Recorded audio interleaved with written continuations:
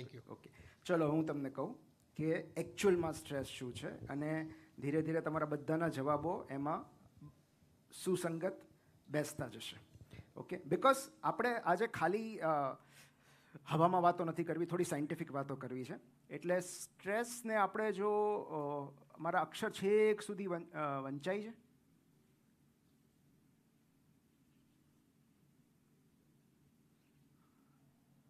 ન વંચાય તો હું વાંચી દઈશ.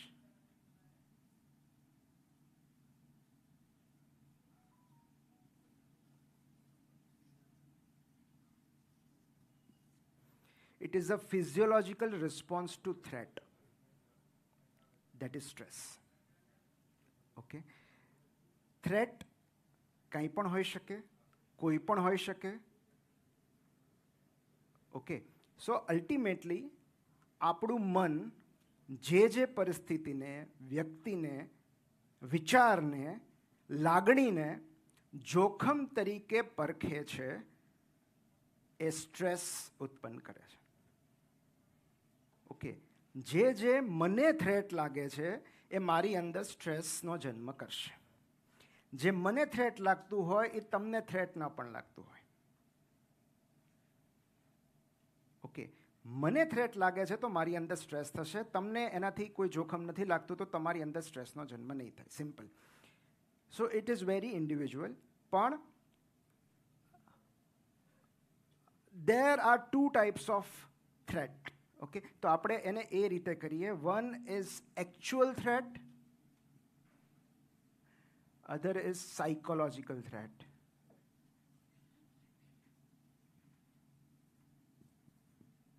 Okay, now what is actual threat? Actual threat, જેમ કે હું કાઠિયાવાડમાં હોઉં, ભાવનગર, અમરેલી, જુનાગઢ સાઈડ હો તો હું એમ કહું કે સાવજ પાછળ પડ્યો. ઓકે, એશિયાટિક લાયન તમારી બાજુમાં ઊભો હોય, that is a real actual threat. વડોદરામાં છીએ તો આપણે મગરની વાતો કરીએ. બરાબર કે તમારી બાજુમાં મગર છે, તમારી પાછળ મગર પડ્યો છે, કૂતરું પડ્યું છે, ઓર કોઈ જંગલી જાનવર પડ્યું છે. કેટલાકને ગરોળીનેથી પણ સ્ટ્રેસ જન્મે છે, વંદલાથી પણ સ્ટ્રેસ જન્મે છે. Okay, so it is actual threat કે તમને એવો ડર છે કે તમને હાનિ પહોંચાડશે. વંદો કે ગરોળી આપણે કન્સિડર ના કરીએ, પણ બિગ કેટ્સ છે, લાયન્સ છે, ટાઈગર્સ છે, જે જંગલી પ્રાણીઓ છે, દે ક્રિએટ એકચ્યુઅલ થ્રેટ. અને બીજા છે સાયકોલોજીકલ થ્રેટ, જેની હમણાં આપણે વાત કરી. કમેન્ટ કોઈની આવવી, કોઈનો ઓપિનિયન આવવો, ઓકે, આપણા વિશે કોઈની પાસેથી ખરાબ સાંભળવું, ક્રિટિસિઝમ છે, ફિયર ઓફ લૂઝિંગ રેપ્યુટેશન છે, ફિયર ઓફ જજમેન્ટ છે, ફિયર ઓફ ડેડલાઇન્સ છે, ફિયર ઓફ લૂઝિંગ સમવન છે, રિલેશનશિપ હોય કે વ્યક્તિ હોય, fear of losing something. Yes, fear of losing flights. તમે મોડા છો, ટ્રાફિકમાં ફસાયા છો, તમને ખબર છે કે હમણાં ગેટ ક્લોઝ થઈ જશે. સ્ટ્રેસ આવે કે નહીં? So that is again a threat. So એ સમયે આપણી અંદર જે થાય છે એ સ્ટ્રેસ છે. તો નાઉ ધ ક્વેશ્ચન ઇઝ કે સ્ટ્રેસ હોવો શું કામ જોઈએ? Why there should be a stress? કંઈક તો કામ હશે ને સ્ટ્રેસનું. Is it helpful or not? Yes. And why the stress is helpful? Grow નહીં, સર્વાઈવ. Survive, survive. આપણે આપણું સિવિલાઇઝેશન અહીંયા સુધી પહોંચ્યું છે સ્ટ્રેસને કારણે. Because stress is the survival mode. Okay, હવે હું તમને આગળ કહું એ પહેલાં બે વસ્તુ બહુ ક્લિયર કરવી જરૂરી છે. એ મારે તમને સમજાવવું પડશે. તમને એ ખબર છે નેગેટિવિટી બાયસ શું છે? આ વહેલું મોડું પડશે એવી મને ખાતરી છે. એટલે હું કન્ડિશન કરું છું એટલે મને એનું સ્ટ્રેસ ના આવે. તો ઓકે, પૂરું જતું નથી.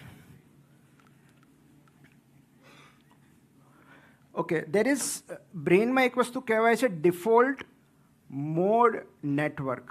હવે આ સમજવું એટલા માટે જરૂરી છે કે સ્ટ્રેસનું મેનેજમેન્ટ જે છે ને એ આપણે આના પરથી સમજશું કે કઈ રીતે સ્ટ્રેસ મેનેજ કરવો. This is DMN, default mode network. Default mode network એટલે કશુંક ડિફોલ્ટ સેટિંગ્સ એટલે જ્યારે તમે કંઈ ચેન્જ ન કરો ત્યારે જે સેટિંગ્સ હોય ને ડિફોલ્ટ સેટિંગ્સ કહેવાય. તો આપણા બ્રેઇનમાં પણ આવા ડિફોલ્ટ સેટિંગ્સ છે જેને default mode network of brain કહેવાય. ટૂંકમાં જ્યારે બ્રેઇન એટ રેસ્ટ હોય, કશામાં એન્ગેજ ન હોય, when you are not engaged in any activity, ત્યારે તમારું બ્રેઇન જે મોડમાં હોય એને ડિફોલ્ટ મોડ નેટવર્ક કહેવાય. તમે કંઈ કામ નથી કરતા, ઓકે, તમે વર્તમાન ક્ષણમાં નથી, તમે આરામથી બેઠા છો અથવા કાર ચલાવો છો, મતલબ તમે પૂરેપૂરા ક્ષણમાં નથી, યુ આર નોટ માઇન્ડફુલ, ત્યારે તમારું બ્રેઇન જે મોડમાં હોય એને ડિફોલ્ટ મોડ નેટવર્ક કહેવાય. અને ડિફોલ્ટ મોડ નેટવર્ક ભાગ્યે જ વર્તમાનમાં હોય છે. એ કાં તો ભૂતકાળનો વિચાર કરે છે કાં તો ભવિષ્યની ચિંતા કરે છે. સો DMN તમને શાંતિથી જીવવા નહીં દે.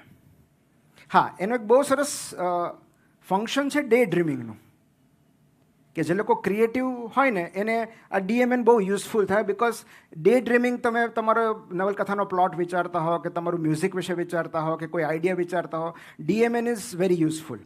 પણ સપોઝ તમે ક્રિએટિવ નથી વિચારી રહ્યા તો DMN એ તમને એટલી બધી નકારાત્મક ખીણમાં લઈ જશે કે જ્યાંથી તમે બહાર નહીં આવી શકો. તો બહાર આવવા માટે શું કરવાનું એ આપણે છેલ્લે ડિસ્કસ કરશું. પણ DMN શું છે, એનો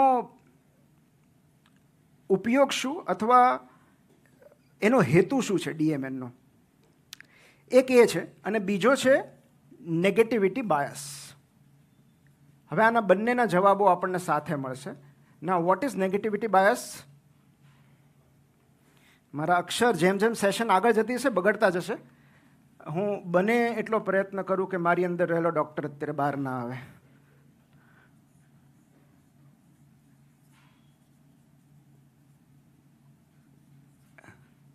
નેગેટિવિટી બાયસ. તમારા ઇન્સ્ટાગ્રામ પોસ્ટ પર કે તમારા ફોટા પર 99 સારી કોમેન્ટ હશે, એક જણે કંઈક એવું લખી નાખ્યું. એક તો આવે ને, ક્યાંક તો ટ્રોલ ના આવે તો એ પોસ્ટ નિષ્ફળ ગઈ કહેવાય. જે વસ્તુ વાયરલ થાય ને એમાં હેટર્સ આવવાના છે. ઓકે, જે વ્યક્તિ વાયરલ થાય એના પણ હેટર્સ આવવાના છે. સો હેટર્સ આર એન ઇન્ડિકેશન કે તમારો ચાહક વર્ગ વધી રહ્યો છે, તો એની ચિંતા ન કરવી. પણ એ 99 સારી કોમેન્ટ્સને નજરઅંદાજ કરીને તમે એ એક નેગેટિવ કોમેન્ટ પર આખો દિવસ વિચાર્યા કરશો. And this is normal. Okay, આખો દિવસ સારો ગયો હોય પણ એક ઘટના એવી બની હોય કે જેમાં તમારી ઈચ્છા પ્રમાણે ન થયું હોય કે કશુંક અઘટિત થયું હોય, અનિચ્છનીય બન્યું હોય, રાતે સૂતી વખતે એ જ ઘટના રમ્યા કરશે મગજ ઉપર. આટલી બધી સારી બાબતો આપણી પાસે છે, આટલું બધું સુખ છે, છતાં એ નહીં દેખાય. એક વસ્તુ જે નથી મળી એ જ મગજ ઉપર ભમ્યા કરશે. કેમ એવું છે? એને કહેવાય નેગેટિવિટી બાયસ. નાવ નેગેટિવિટી બાયસ અને ડિફોલ્ટ મોડ નેટવર્ક બંને સાથે સાથે જાય છે. બિકોઝ ડિફોલ્ટ મોડ નેટવર્ક તમને નેગેટિવિટી બાયસ તરફ લઈ જશે, કે તમને નકારાત્મક જ વિચારો કરાવશે. તો એનું જે કારણ છે એ આપણા ઇવોલ્યુશનમાં રહેલું છે, ઉત્ક્રાંતિમાં રહેલું છે. બિકોઝ એક લાઈન તમે બરાબર સમજી લો કે our brain's primary function is survival and not happiness. આપણું મગજ આપણને સર્વાઈવલ માટે તૈયાર રાખે છે, સુખ માટે નહીં. અને વર્ષોથી, આદિકાળથી ઈ બ્રેનને કારણે, એ ઇન્સ્ટિંક્ટના કારણે જ માનવજાત ટકી રહી છે, કે જેમાં survival is the key priority. અને એટલે આપણે થ્રેટ્સ ગોત્યા કરીએ છીએ. તો આ કેમ જરૂરી હતું? કારણ કે પ્રિડેટર્સ ગમે ત્યાંથી આવે, ઓકે, કોઈ જંગલી પ્રાણી આવે, કોઈ બહારના લોકો આવી જાય હથિયાર લઈને, અને આપણને મારી ન નાખે એ માટે આપણું બ્રેઇન સતત ડીએમએનમાં રહે છે. We are looking actively for threats. Okay, કે ક્યાંથી હુમલો આવે. પણ નાવ વોટ હેપન, આ ઇવોલ્યુશનરી હિસ્ટરી છે કે જ્યારે આપણું બ્રેઇન સતત આપણને એલર્ટ રાખતું, સર્વાઈવલ મોડમાં રાખતું. પણ ધીરે ધીરે જેમ જેમ હ્યુમન સિવિલાઇઝેશન વિકસતું ગયું, માનવ સભ્યતાનો વિકાસ થતો ગયો, એકચ્યુઅલ થ્રેટ્સ ઘટતી ગઈ. ઓકે, તમારા ઘરમાં કૂતરો નથી, તમારી આસપાસમાં કૂતરો નથી, તમે કોઈની સાથે ઝઘડો નથી કર્યો, કોઈ છરી લઈને મારવા નથી આવવાનું તમને, તો આ ક્ષણમાં એકચ્યુઅલ કહી શકાય એવી થ્રેટ કઈ? ક્યાંય આગ નથી લાગી, ક્યાંય ધરતીકંપ નથી આવ્યો,